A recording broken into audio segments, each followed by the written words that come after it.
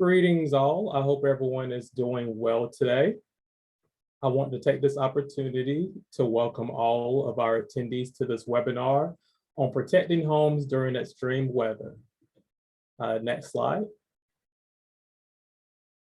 My name is Christopher Walker, Senior Program Analyst for the National Environmental Health Association, and we are excited to host and bring to you the first webinar in a series of 3, identifying the effects of extreme weather events when it comes to climate change, which can greatly impact the homes we live and spend a good amount of our time inside of, which can also impact our health. This first webinar will draw attention to high wind events. Through funding from the Centers of Disease Control and Prevention, we are pleased to be working on this project with the National Center for Healthy Housing.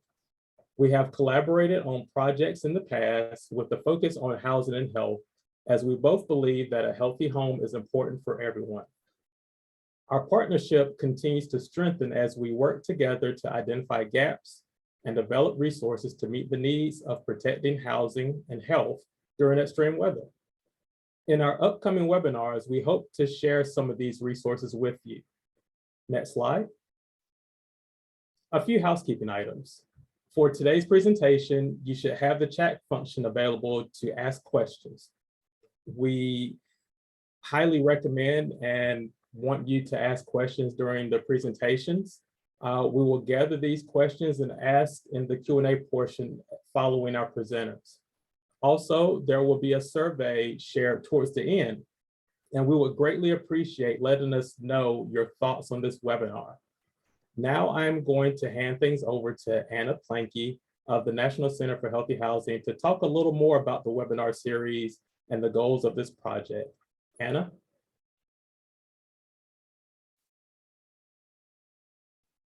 You're on mute, Anna. Of course, thank you. Go ahead, next slide. Yeah, that's perfect, Sarah. Great, so as Chris mentioned, my name is Anna. I'm with the National Center for Healthy Housing. And before we jump into our speaker's presentation, I just want to talk a little bit more about this webinar series and about the project. So we're hosting 3 webinars in a series on protecting homes during extreme weather. The goal of this webinar series is to share information about the impacts of extreme weather events on housing and on health. We also aim to highlight new resources, policies, and strategies to protect homes before, during, and after these events.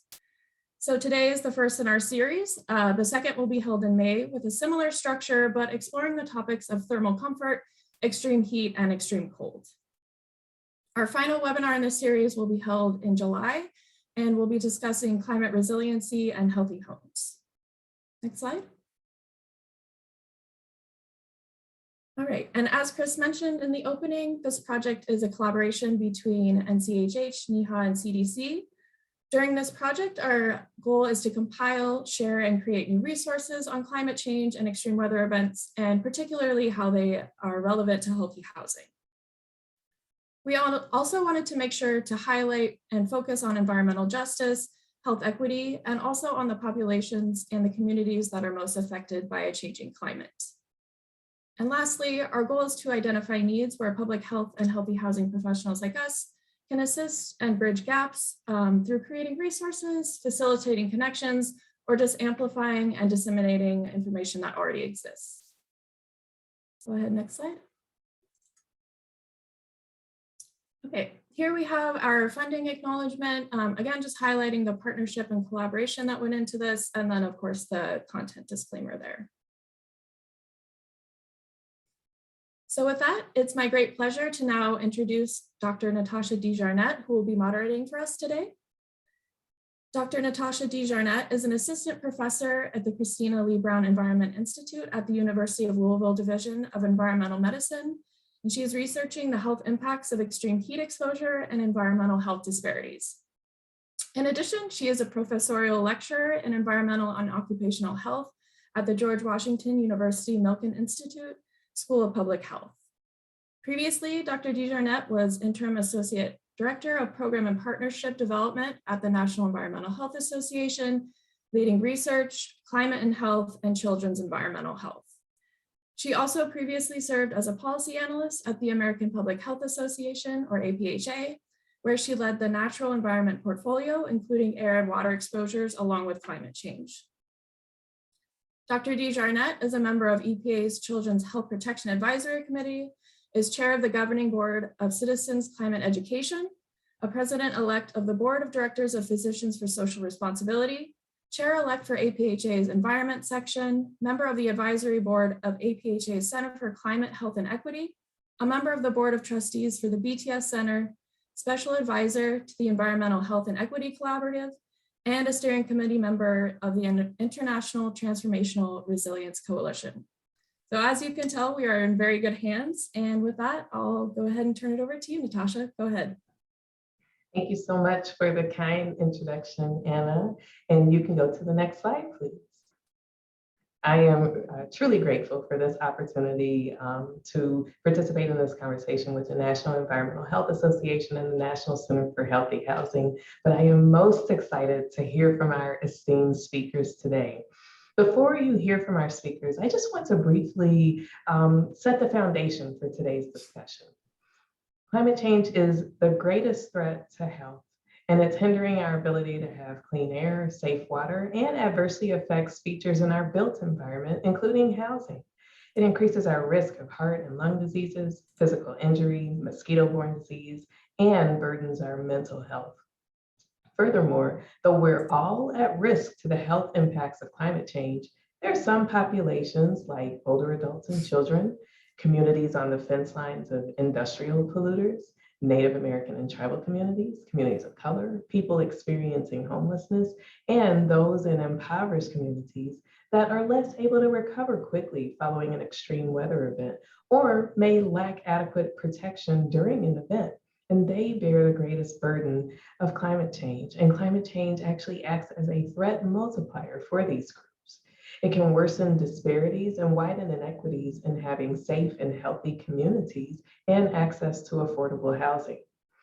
Addressing these challenges requires urgency, as climate change is resulting in extreme weather events that are occurring with more frequency and intensity and across an expanded geographic range. But this webinar will provide you with some solutions occurring across the nation. Next slide, please. Healthy housing can be critical to protecting our health in climate events. And this is magnified by the fact that we spend over 70% of our time at home. Therefore, our homes can render us more resilient or more vulnerable in climate events. And I've shared with you that the impacts of climate change to health are numerous, including promoting drought conditions, which on one hand can create environments that are conducive to wildfires, which can harm the quality of the air that we breathe and be destructive to our communities. So when people are able to seek refuge and safety in our homes, ensuring good air quality in our homes is critical to protecting health. Furthermore, the increased carbon dioxide in the atmosphere is increasing surface water temperatures and increasing the frequency and intensity of extreme weather events. So it's causing more intense flooding events as well. And this can result in destruction to our homes, threatening our risk of injury and death, or leaving us displaced. Next slide, please. Housing is critical to our resilience to climate threats in terms of shelter and protection. But quality housing is not equitably distributed across the US. Dr. Dave Jacobs has noted disparities in housing where 7.5% of African Americans compared to 2.8% of white or Caucasian residents live in substandard housing. And contributing factors include segregation, historic redlining, a lack of housing mobility, and experiences with homelessness. Further, affordability also contributes to these disparities, where 20% of African American households are in extremely low income levels as renters compared to just 6% of white or Caucasian households. Extreme weather can further this disparity in that the communities where substandard housing is located and these populations may bear a greater burden of the threat of climate impacts. So consider the 2017 Hurricane Harvey that made landfall covering much of Houston. However, the low-income households and the households of color were documented to have experienced more extensive flooding. And because these communities were on the fence lines of industrial polluters, insert historic redlining and structural racism, they were subject to the water contamination that occurred when those industries were also flooded. Recently, the Department of Housing and Urban Development provided evidence that there was discrimination against African American and Hispanic residents in the allocation of flood relief support following Hurricane Harvey. So as you can see, disparities exist in terms of who and how these extreme weather events are experienced. Therefore, it's vital to operate with the lens of equity to ensure that all communities, especially those that are more disproportionately burdened, will benefit from climate action for protection from extreme weather events. Next slide, please. So what are these climate actions? Climate action often focuses on two main strategies, and that's mitigation, where we reduce the causes of climate change, like reducing carbon dioxide emissions. And the second and the main focus of this webinar series is adaptation. Adaptation is where we adjust our human systems to moderate the negative impacts of this changing climate. And climate and health adaptation, therefore, is where we take steps to protect people and communities from the health impacts of climate change. Examples include elevating homes to alleviate the impact of floods, or utilizing green infrastructure that can help absorb waters, like a rain garden. Next slide, please. With that grounding foundation laid, I am pleased to introduce you to our first presenter today, Noah Patton. Noah is the Housing Policy Analyst for Disaster Recovery at the National Low Income Housing Coalition, or NLIHC, where he manages the NLIHC-led Disaster Housing Recovery Coalition. Noah is a resident of Baltimore, Maryland, where he previously worked on the Homeless Persons Representation Project Incorporated, advocating for policies, expanding public benefit programs. After working as a political and legislative staffer in Maryland, Noah received a Juris Doctorate from the University of Baltimore School of Law.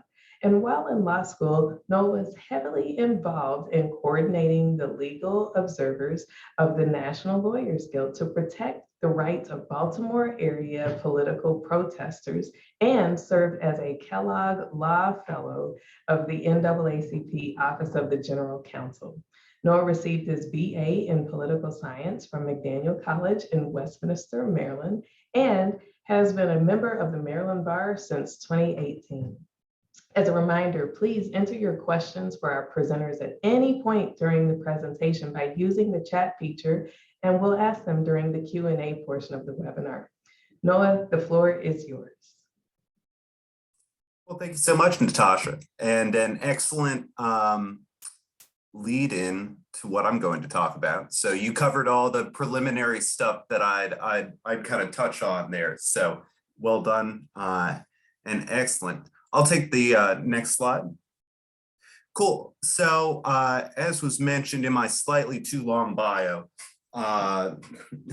the Disaster Housing Recovery Coalition is a group of over 850 local, state, and national organizations led by NLIHC, working to ensure that all disaster survivors receive the assistance that they need to fully recover. So we started this work in, we had started doing housing work on disaster recovery since Katrina, but, we founded the DHRC out of Hurricane Harvey and Hurricane Maria in 2017. And we've been adding organizations as disasters unfortunately keep happening. But it's an excellent group that allows us to kind of, having it be national in nature, it allows us to spot programmatic issues with disaster response, especially in terms of equity in different disaster recovery areas around the country, which we then at NLIHC turn into our federal advocacy priorities for Congress as well as on the Hill. So we also provide advocacy support for all of our member groups of the DHRC as well. So it's a good two-way flow of information and allows us to really create a broader model of how disaster recovery works in the United States, as well as how disaster recovery is broken in the United States. So I'll take the next slide. Cool. So just a little bit of kind of preliminary info here, just a couple slides before we get into everything here. So this is just the general timeline for a disaster. I won't spend too much time on this, but essentially it's a disaster occurs, a governor or the leader of a territory would request a disaster declaration from the federal government. FEMA would evaluate the damage and advise the president on whether to approve or disapprove a request. When the president does approve it, FEMA will come in and utilize their short-term programs. We'll talk a little bit about those. And then once FEMA is out of town, then there are funds available via HUD's Community Development Block Grant Disaster Recovery Program. That's very important in terms of homelessness and disaster recovery and for renters as well. So I'll take the next slide. Yeah, so just briefly about what actually a disaster is. So a disaster occurs when a hazard, which is like wind, rain, robots getting sentience, Godzilla, come into contact with the built environment where we live and work, and overwhelms our ability to effectively respond to it. So, if a hazard does not overwhelm our ability to respond, it is an emergency, and it may be a disaster to somebody that is directly affected by that emergency, but it wouldn't get up to the point of a disaster per se. And I think it's important that I mentioned this hashtag no natural disasters, which is a movement coming out of a lot of disaster recovery researchers, is that the term natural disaster is a misnomer because, again, referring back to that definition of disaster with the first bullet point, it needs human beings to be a disaster. So therefore, calling it a natural disaster not only ignores that human component of it, but it also kind of lets our policymakers off the hook, not only for continuing worsening climate change that is driving and worsening a lot of the disasters that we see, but also in terms of how we respond and prepare and mitigate the effects of disasters regardless. And just a little bit of a note about emergency response. So a disaster occurs, there's the kind of emergency response phase, which is governed a lot by state and local governments, as well as VOADs, which are voluntary organizations active in disasters. So kind of like the Red Cross, and FEMA at the federal government, the Federal Emergency Management Agency, financially supports a lot of this work, but after the fact. And I think it's important to note that while FEMA does have certain standards and guidelines on how the response to a disaster should go, those guidelines are not requirements from the federal government. And so the response actually varies quite wildly between jurisdictions based on their budget, on their staff capacity, and as well as just, ongoing interest from state and local governments. I'll take the next slide. So in terms of some of our most historically vulnerable or least resilient, I'll say, community members, which are people experiencing homelessness prior to a disaster. I think it's a good, talking about this group in particular, I think is a good way to kind of get at a lot of the inequities that occur. So we'll kind of go back and reference folks experiencing homelessness throughout this, throughout my little segment here. But specifically, when for folks that were experiencing homelessness prior to a disaster occurs, oftentimes they do not have access to emergency information that is being put out by local and state governments. They may have disabilities that prevent them from having access to those messages, even if they do receive them, like visual or auditory needs that are not addressed. There's no means of evacuation, or if there is a means of evacuation, there's a lack of control over destination, which so oftentimes, there's not good information about buses that are leaving from a certain area that's about to get hit by a hurricane, let's say. In addition, there's discrimination at emergency shelters, and this is quite intersectional in terms of discrimination. It may be homelessness and another another part of an individual's identity that is being discriminated against, but oftentimes emergency shelters don't have the staff are not trained well enough to address a lot of these needs that individuals experiencing homelessness have. And they may look down upon those folks and try and conserve room for people that are housed as opposed to that. In addition, there's a disruption of the existing support network. So you have shelters, community service organizations, even government-led support networks as well that are disrupted by a disaster because those people that work at all of those organizations are also dealing with the disaster at the same time. So that support network immediately fades away. And then in addition, there's police and the Department of Homeland Security play an active role for a lot of individuals experiencing homelessness, as well as a lot of non-white communities writ large. That's you would not consider them a trusted source of information based on what you should do during a disaster, and it may prevent them from calling for assistance. It may prevent them from accessing emergency shelters and that sort of thing based on that.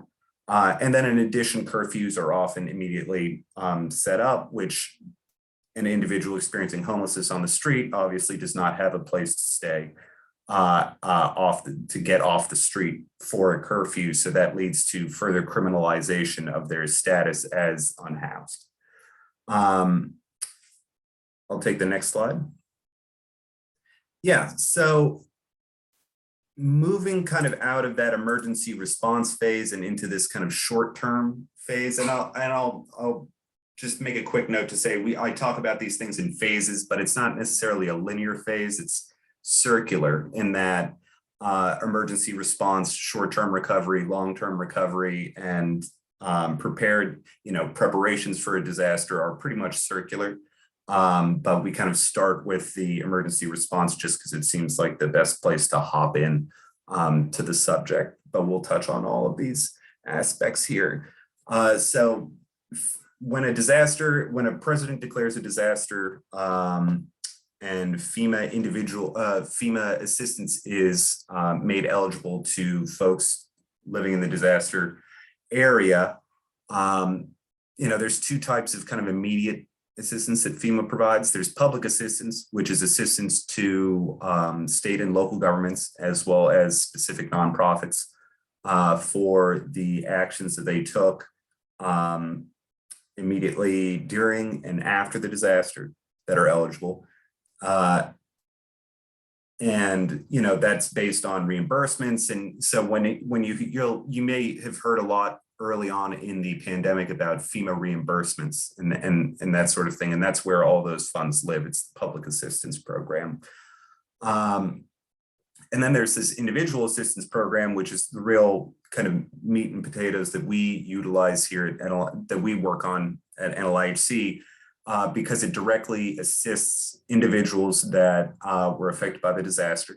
And it does so in a variety of ways. There's housing assistance, as well as other needs assistance. The housing assistance can come in the form of rental assistance, home repair, direct temporary, FEMA trailers, although the agency has been attempting to move away from utilizing those trailers, as well as direct lease, which is like a voucher program essentially. And then there's other needs assistance, which is like reimbursement for a wide variety of costs But again, it's fairly not accessible for lower income households as well as folks experiencing homelessness because it's reimbursement. You have to have the money to spend on all of these things first. And yeah, I'll take the next slide. And I'll say, you know, that all sounds good, right? There seems like a lot of assistance, you know, options available, but in reality, the entire system is set up really writ large. It's set up to benefit, you know, FEMA's ideal disaster survivor, which is a white middle-aged man who owns his own home, who owns his own single-family home and has good insurance. And obviously, you know, that is, you know, they have built the entire system around that idea of that being a disaster survivor. But of course, in reality, you know, there's a very much wide range of needs that exist after a disaster. But because the system is built up in that way, there are often significant eligibility issues as well as significant, you know, access issues for FEMA aid, and FEMA aid, you know, does not go nearly enough to ensure a full or even partial recovery for a lot of households. And one example of that is the eligibility for people experiencing homelessness. I pulled this off the FEMA Individual Assistance Program and Policy Guide, or IAPPG.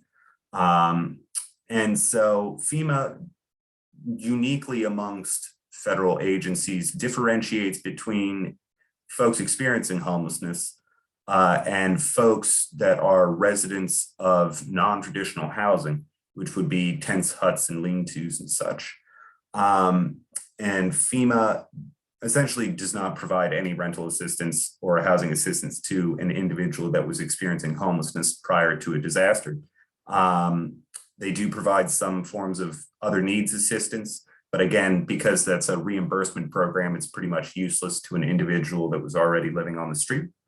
But they do provide very limited assistance to residents of non-traditional housing if you can verify by a credible source that you were living in a tent at the time. And basically that's like if you have a document that shows where your tent was and that you were living there at the time of the disaster.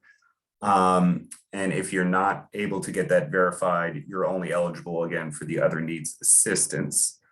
And I'll take the next slide. Yeah, and so that's just kind of one part of this whole issue that we at NLIHC have been working on for quite some time now. It's essentially that, you know, FEMA just is not able to, their entire setup is built around the idea of excluding lower income households from disaster assistance. And a large source of that ineligibility that they find for folks is this documentation requirement. An individual for the longest time was required to provide title documentation to their homes in order to show that they own their own home. And often in non-white communities in the South, as well as in indigenous communities, as well as in Puerto Rico, folks do not have those documents. Their homes have been passed down through generations, and you know, folks do not have time to go through the multi-year process of creating a title in order to access FEMA assistance, so they just do not apply or get denied and do not appeal and just are not assisted at all. And there's a wide variety. It's like a huge application process. You have to appeal in basically in writing. You have to write your own letter. You have to mail it within 30 days. I could spend probably several hours talking about all the ways in which FEMA assistance is inaccessible. But these are just some additional ways that households kind of fall through the cracks here. An interesting part is this damage assessment. So FEMA requires a housing inspector to go out and inspect a home after somebody applies for assistance. And oftentimes the inspector that they bring in are folks that may be familiar only with single family homes, so that multifamily homes as well as manufactured housing like mobile homes are, their amount of damage is rated less, so households receive less funds for repair. And I'll take the next slide. Yeah, so here's basically what I was just talking about. So yeah, skipped a little bit ahead of myself.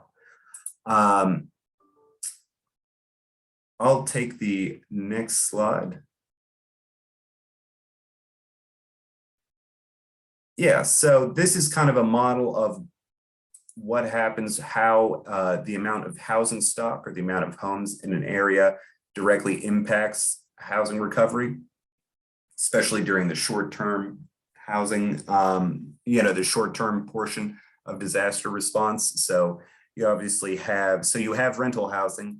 Pretty much every place in the country is at critical levels of shortage when it comes to rental housing. So it's already pretty tight on that. And then you have a disaster that damages a lot of those units, taking them offline. And then you have a disaster that damages homeowners' homes that then need to move to rental housing while their homes are being repaired, or they find another home to purchase. That creates greater scarcity, and with that scarcity creates issues in terms of higher rents due to rent gouging by landlords. There may be a lack of workforce housing for folks coming to the area to help the area recover. And especially there's lack of accessible housing for individuals living with disabilities that need specific types of housing to live independently.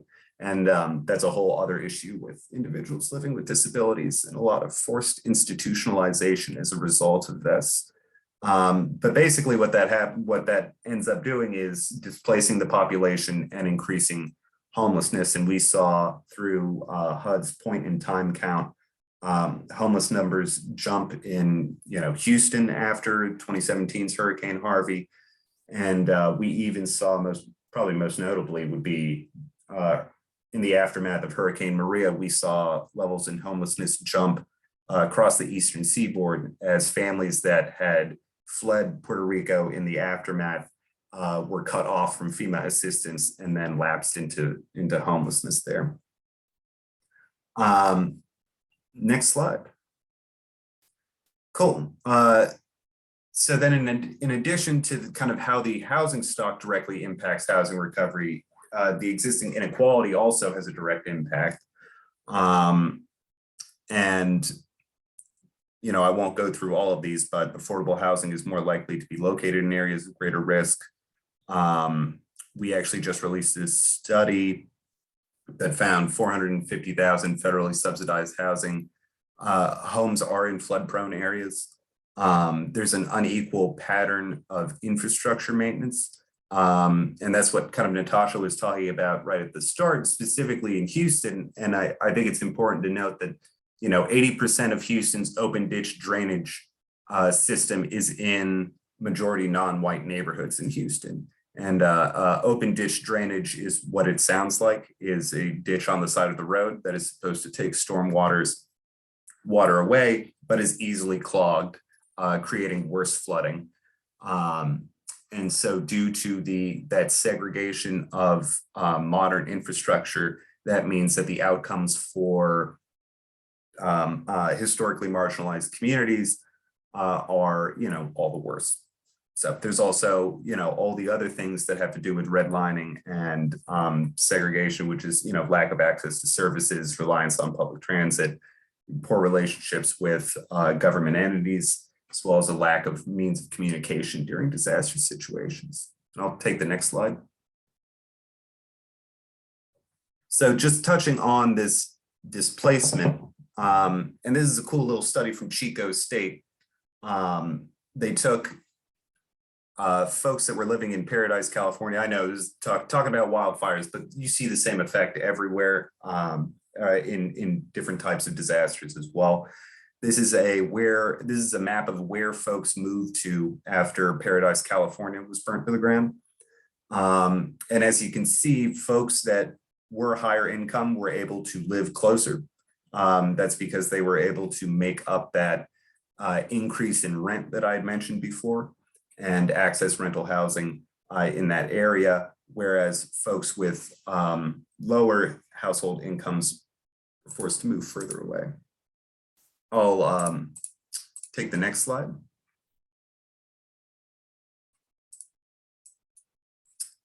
And cool, so this is, sorry, I'm like following along with my own slides and I was like, what? So these are issues that individuals experiencing homelessness have during short-term recovery. And it's basically, shelters will close without, emergency shelters will close without alternatives in place. If you were experiencing homelessness prior to a disaster, now the places where you were getting services are now overwhelmed by all the new individuals experiencing homelessness post-disaster. If they had to leave the area, they no longer have contacts with their support networks. Oftentimes new large encampments pop up. And actually in areas of California, sometimes those new encampments are then blamed for future wildfires after the fact. So it's kind of like a vicious circle there. And then also like stigma sets back in because oftentimes after a disaster, you'd think it'd be the opposite. People actually, their initial reaction to a disaster is to be more inclusive and assist people at a much greater degree than they would be normally. And that's like a documented thing. But as you kind of get into the short-term recovery, a lot of that magic gets lost and people will kind of return back to their preconceived notions about other groups of individuals. And that often leads to crackdown on homelessness. And we can just move along. And I think we can actually just do, if I get the next one. And Noah, just to let you know, you have about 2 to 3 more minutes. Yeah, I know. I'm hopping ahead here. Gotcha. I'm a long-winded dude. I'll even take just the next one.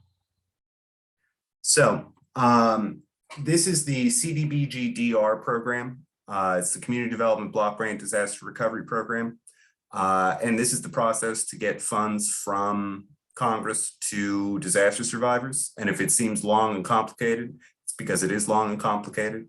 And as a result, you get, it takes on average of 6 years or something like that. I think the Urban Institute was able to calculate it out. It was around 6 years of time it takes to get these long-term recovery funds to the area. And the irony about it is, in terms of people experiencing homelessness, is these are the funds that are directly able to be spent to rapidly rehouse folks that are experiencing homelessness.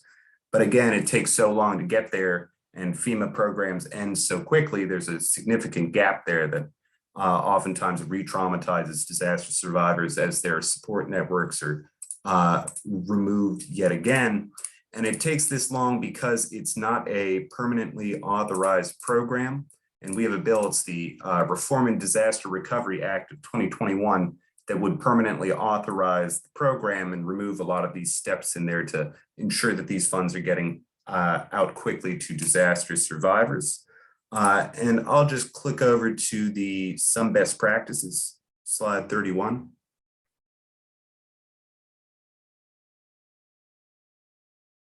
Oh, cool. So these are just some best practices for your area, or like if you're doing work on disasters or looking to get into some disaster related work in your local area. A lot of it's connecting, your housing folks, connecting your social service organizations with emergency managers. Oftentimes emergency managers don't have those connections and don't know that they need them. Creates a huge issue. You have a lot of bullet points there as well. And I'll take the next slide as well.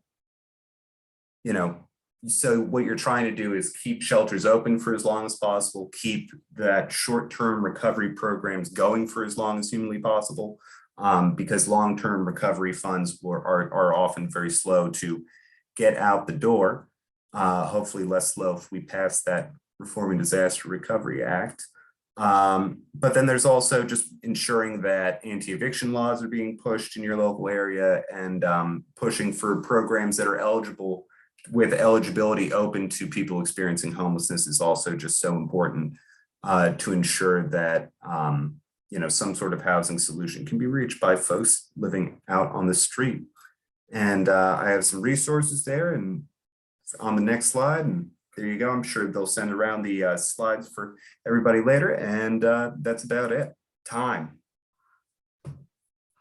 Wonderful. Thank you, Noah, for this great presentation. It's incredible to hear that 850 organizations are part of your collaborative. And I really appreciated your description of the unnatural nature of what we're currently describing as natural disasters, and for sharing the challenges that are faced by people experiencing homelessness, low-income households, the policy gaps, as well as the best practices and resources. So I encourage anyone with questions of any of our presenters to please send them through the chat or through the Q&A function. And we look forward to hearing from Noah once more during the Q&A portion of our webinar, which will follow our next presentation. So without further ado, I am pleased to introduce Sophia Wadeen. Sophia is a research assistant in the Joint Center for Housing Studies of Harvard University and works on projects related to rental housing, residential remodeling, and affordability. Prior to joining the center, Sophia worked as a tax policy analyst for the city of Boston and a research assistant at the Boston University Department of Political Science. Sophia holds a BA in political science with a minor in economics from Boston University. Sophia, you have the floor. Terrific. So thank you so much for that introduction, Natasha. My name is Sophia Wadeen, and I'm a research assistant at the Joint Center for Housing Studies. And today I'm going to be sharing some findings from a recently published work that I did on environmental hazards and rental housing. I want to mention, first of all, that this research is expanding on work that my office presented in our recent report on America's rental housing. So I encourage you to check out that report and read more about the state of rental housing on our website. Next slide. So I think, first of all, it would be nice to share some key takeaways. So this analysis that I'm going to be talking about today is pairing data from the American Housing Survey with data on environmental risk that comes from FEMA. So I'll start by sharing these key findings. First of all, this work highlights the widespread environmental exposure of rental housing. Increasingly common environmental hazards jeopardize the health and safety of renter households and threaten to damage or destroy rental units.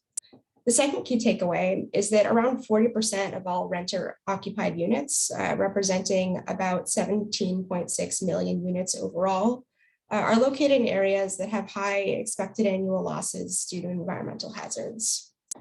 The third key takeaway is that exposure to environmental hazards is widespread, although at the same time, states located in the Atlantic and Gulf coasts, where hurricanes are the most common, tend to have the most rental units that are in high loss areas. And the fourth key takeaway is that the types of housing that are most exposed are single family rentals, as well as manufactured rental units. Although at the same time, substantial shares of units in multifamily buildings are also at risk. And finally, millions of units located in high loss areas are either low rent or subsidized. And this is compounding existing preservation and affordability challenges, as well as existing disparities in potential health impacts. Next slide. So now let's take a minute to discuss the data that makes this analysis possible. So in this research, the measure of hazard risk that I'm using comes from the National Risk Index, which is produced by FEMA. FEMA measures hazard risk using an expected annual loss component. And this represents the expected economic loss in dollars resulting from natural hazard events each year. And it's based on the impact of 18 environmental hazards. This measure includes acute hazards such as hurricanes and earthquakes, as well as chronic hazards such as drought and coastal flooding. And FEMA uses 3 different measures to calculate expected annual loss. The first being the total value of buildings, agricultural land, and population that are exposed to a given hazard. And the second is the expected frequency or the probability of a hazard occurring in a given year. And finally, the last measure they use is the percentage of the buildings, land, and population that's expected to be lost due to a hazard occurrence. And you can find more information about how all this is computed on FEMA's website. Now, the map on the right here is showing expected annual loss across the country. And for the purpose of readability, I'm sharing their county level data, but FEMA also calculates expected annual loss at the census tract level. So FEMA assigns each census tract in the country an expected annual loss score that ranges from very low to very high to describe the relative risk that environmental hazards pose. And what we see from this map is that all regions and all parts of the country are exposed to natural hazards and face at least some expected annual losses. Next slide. So because I'm sure many of you attending this webinar are interested in high wind events, this map is showing expected annual losses just due to hurricanes. So as you can see, not every part of the country has an expected annual loss score just for this hazard event. But as you can also see, hurricanes or loss due to hurricanes is really concentrated where we might expect in the Gulf Coast and along the mid-Atlantic, but they also extend pretty far west and pretty far into the Midwest and Northeast. Next slide. So as we think about the risks to housing that are growing over time, coastal flooding is a good example of that because it's something that poses an increasing risk to people and to housing. And there are many large metros and population centers with high expected annual losses that you can see in this map. And this is an exposure that's really going to increase over time given sea level rise. And then next slide, please. Thank you. And then finally, this map is showing expected annual losses just due to flooding. Expected annual losses due to inland flooding is fairly widespread, and I think this is a good example of how some hazards really do impact every part of the country. Next slide, please. So this analysis, as I mentioned earlier, is pairing this data from FEMA on environmental risk with housing data to assess the exposure of rental housing to these hazards. And this data is all paired at the tract level. So the research that I'll be presenting today combines the FEMA data on expected annual loss with housing data that comes from the American Community Survey, also at the tract level, and data on the subsidized housing stock that comes from the National Housing Preservation Database. Next slide.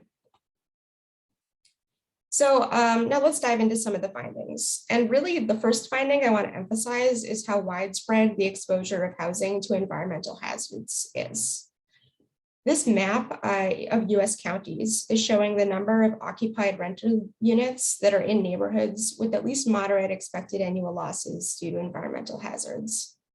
Many of the hotspots in this map are located on the West Coast, where wildfires pose a very high risk to renters in their homes. And others are clustered along the Gulf Coast, where hurricanes and coastal flooding are more common. The South and the Midwest also have many high loss counties, although many of these have fewer than 10,000 rental units in them. Next slide.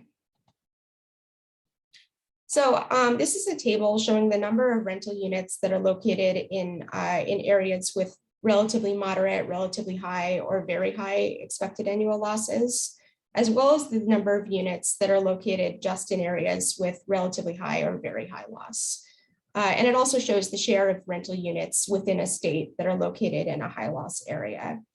And what we can see from this is, well, for starters, it's reflecting a pretty wide variety of states, but at the same time, of the top 10 states that have the most rental units at risk, half of them are located along the Gulf Coast and the Atlantic coast, where exposure to hurricanes tends to be the highest. So this includes Texas, where 2.3 million units are in areas with at least moderate expected annual losses. And it includes Florida, where 900,000 rental units are in these high loss areas. And it includes North Carolina, Louisiana, and Georgia, where in each around 500,000 units are exposed. The share of rental housing in each state that's exposed to hazards that's located in a high loss area varies pretty significantly, although this is also a function of the total amount of rental housing that's in that state. Next slide. So this is another way of showing the information in the table that you just saw. This map is showing the number of occupied rental units that are located in areas with at least moderate expected annual losses. And it's another way of showing that, yet again, the states with the most rental units at risk, generally located in the South, quite a few along the West Coast, and generally there's pretty good overlap between this map and the one showing exposure to hurricanes and high wind events. Next slide.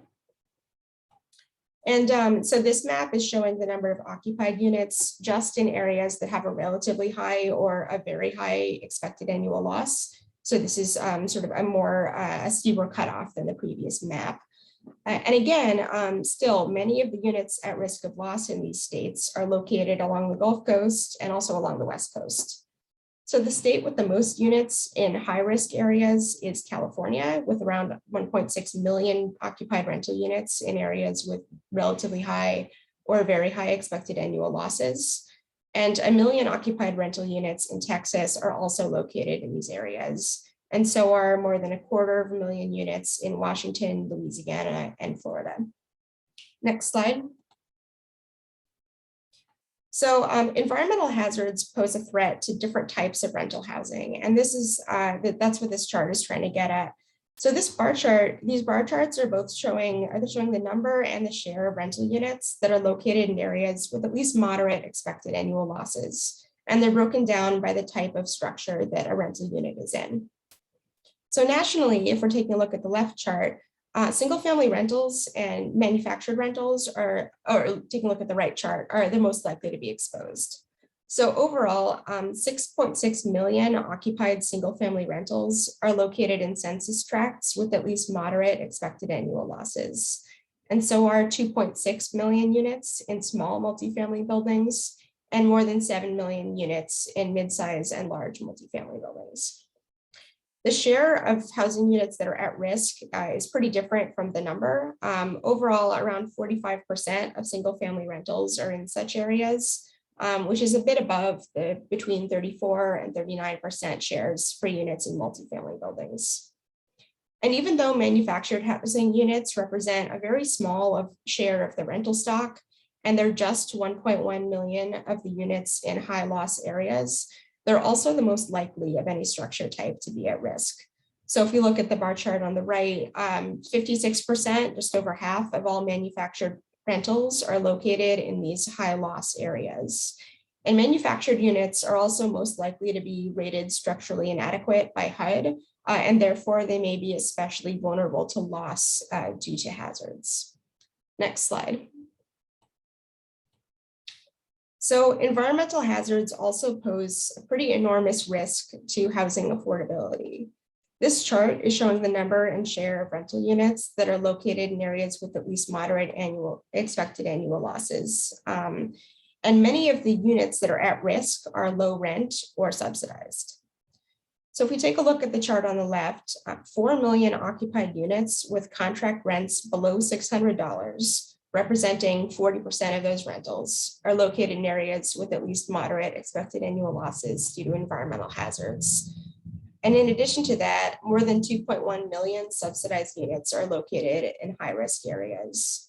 Of these, of the 3.1 million units that were created under the Low-Income Housing Tax Credit Program, about 1.2 million, which is about 39% of all LIHTC units, are located in areas with at least moderate expected annual losses.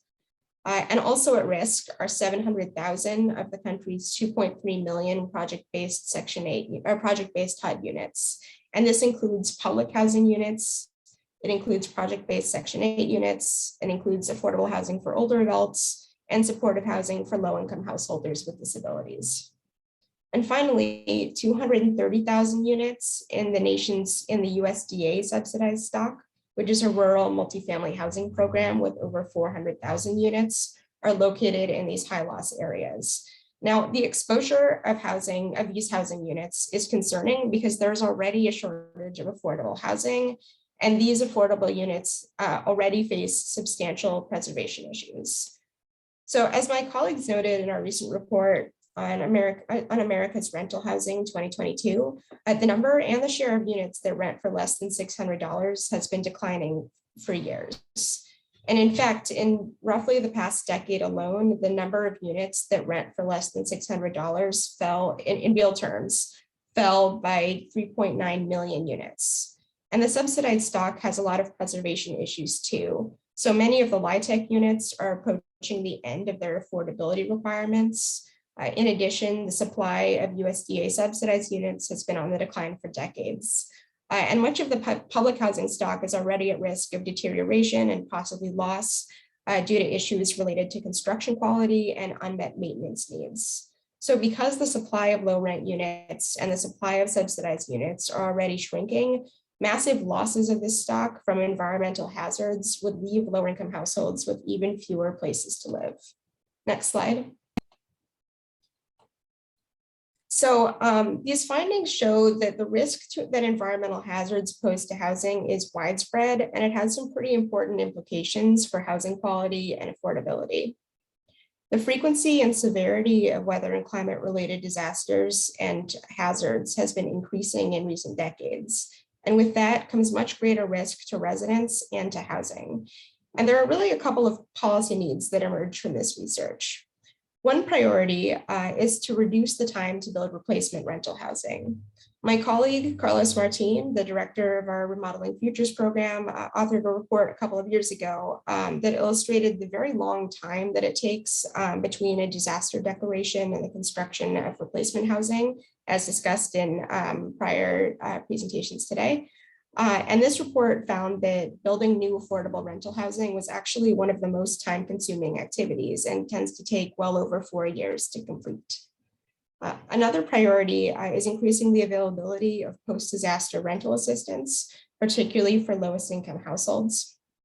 As noted in our 2022 report on America's rental housing, many renters lack the financial resources to evacuate in an emergency. And in fact, data from the American Housing Survey for 2017 showed that around 40% of all renters didn't have the funds to leave their homes in an emergency.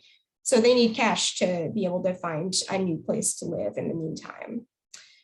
And the third priority is funding repairs to rental units after a disaster strikes. Last year, the Remodeling Futures program within the Joint Center produced a report called Improving America's Housing.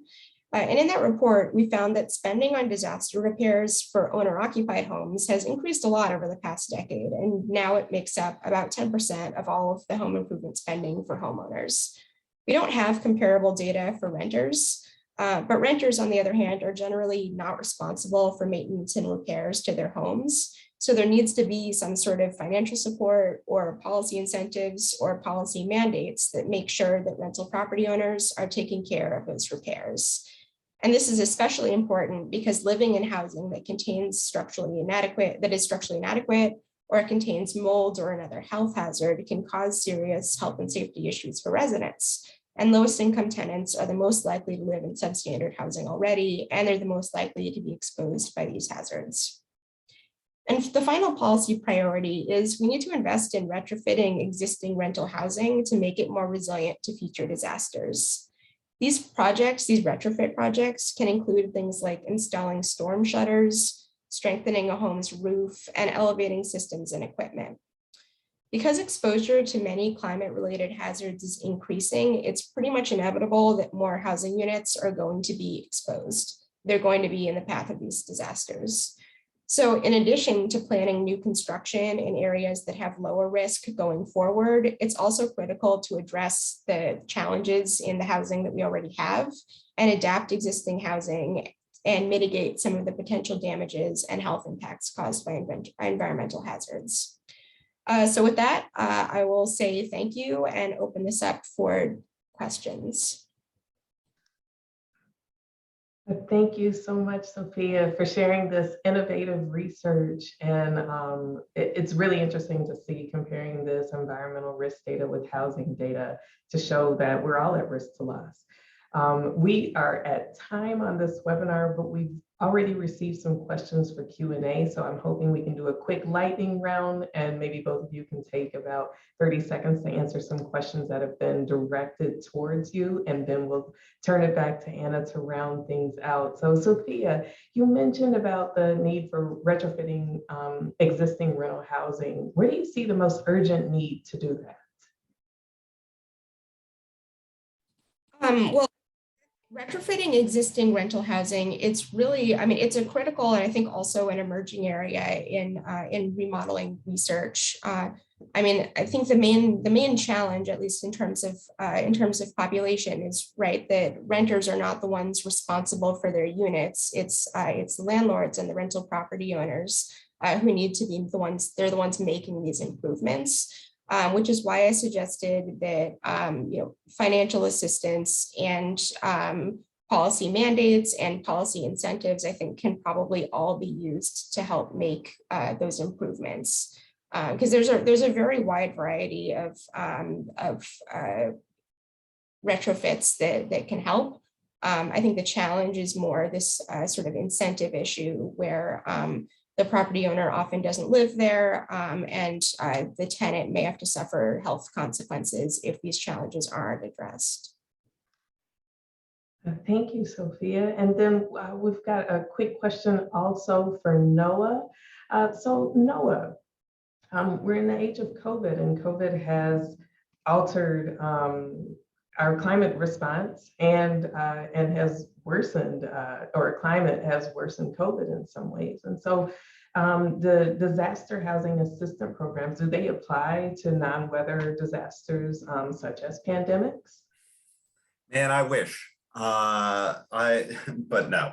Although I will say, and this was surprising to us, I'm going to say something nice about FEMA, but they did very quickly utilize their public assistance program to fund hotel non-congregate shelters for a lot of folks that were residing in congregate shelters that were very unsafe for COVID-related sheltering. So that was a bright spot, and I hope to see more of it.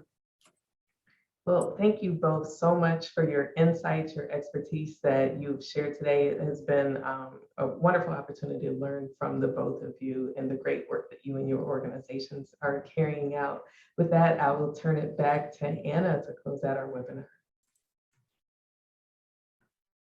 Sure, thank you. Go ahead and bring us to the next slide. Great, well, I just want to say thank you so much to Natasha, Noah, and Sophia. Also, thank you to you as participants for joining us today.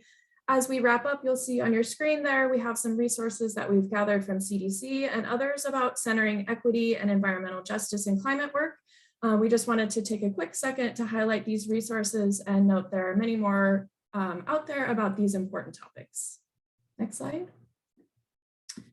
So next, I just wanted to point to some upcoming resources from NCHH that are a product of this partnership and project. So coming this spring and early summer, we'll be publishing some resource libraries on hurricanes and high wind events, extreme heat and extreme cold.